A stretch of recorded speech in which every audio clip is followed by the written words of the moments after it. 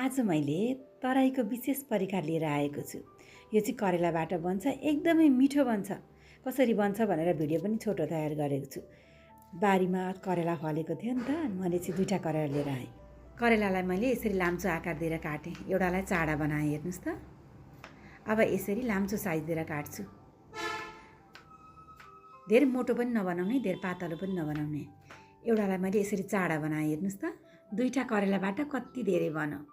अब मसला तयार गरौँ। तोरी लिएँ मैले अलिकति, त्यसै गरी भुटेको जिरा र धनियाँलाई लिएँ। भुटेको चाहिँ एकदम मिठो वासना आउँछ नि त। अनि तोरी चाहिँ काँचै तोरी हो, यसलाई मजाले पिस्ने। अनि थोरै पानी राख्दै पिस्छु। हजुरहरू मिक्सरमा पिस्नुहुन्छ भने मिक्सरमा पनि एकदम राम्रो हुन्छ। लसुन, अदुवा, खोर्सानी सबै थोक राखेँ। यसरी मसला सबै तयार भयो। यसलाई एउटा भाँडामा झिकेँ। त्यसै गरी मसलामा चाहिन्छ हामीलाई भिजेको चामल, अनि थोरै खोर्सानी अनि जिरा। यसलाई म मसिनो गरेर पिस्छु।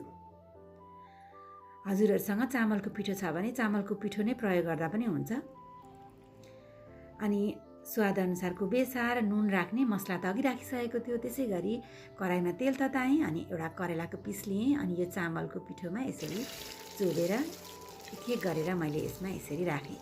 यो टाँसिन दिनु हुँदैन, छुट्टा छुट्टै यसरी तार्नुपर्छ। ल हेर्नुहोस् त, मेरो त तयार भयो। अब यसलाई झिक्ने। हजुरहरूलाई कस्तो गाह्रो रहेछ भन्ने लाग्छ होला कि, तर एकदम मिठो हुन्छ क्या। गाह्रो पनि हुँदैन, एकचोटि बनाएर खानुभयो भने एकदमै मिठो हुन्छ। ल हेर्नुहोस् त, मैले सबै यसरी तारिसकेँ। अब त्यो बाँकी रहेको तेल झिक्छु। अनि थोरै तेलमा पियाज राख्छु। अनि पियाज हल्का रातो भएपछि अघि हामीले पिसेको जुन हामीले तोरी, जिरा, धनियाँ, लसुन, अदुवा गरेर पिसेको थियो नि, यो मसलालाई यसमा राख्ने। अब यसलाई एकछिन भुट्ने। तेल थोरै भयो जस्तो भयो, अलिकति तेल थप्छु म। आफू कतिको चिल्लो खान्छौँ त्यही अनुसार राख्ने।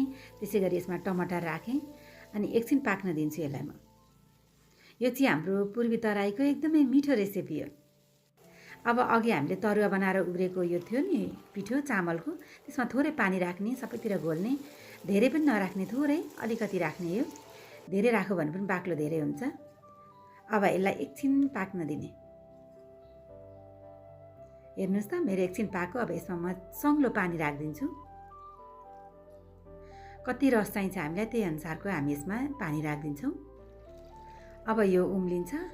उम्लेपछि अघि तारेको करेला यसमा म राखिदिन्छु। अब यो करेला राखेपछि हल्का चलाउने, खुडिन नदिने करेलालाई सानो ग्यास बनाएर एकछिन पाक्न दिने। हेर्नुहोस् त, यति राम्रो तयार हुन्छ, यति मिठो हुन्छ। गर्मी महिनामा खलखल पसिना चुहाउँदै तातो भातसँग खानलाई खुब मिठो हुन्छ।